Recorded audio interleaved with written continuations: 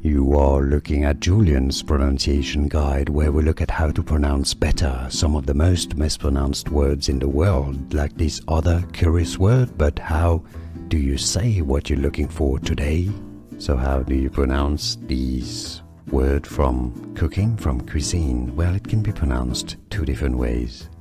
Filet, and that's more the French cooking term filet, or in English it's often pronounced as fillet, a strip of boneless meat. Okay, you can spell it with two L's or one L as well. One L is more for French cuisine generally, but the pronunciations are interchangeable. Filet or fillet, both pronunciations are correct and designate the same thing. And now you know. Here are more videos on how to pronounce more confusing words and names too many mispronounced. Like this video if you found it useful. I appreciate your support. I'll see you soon and thanks for watching.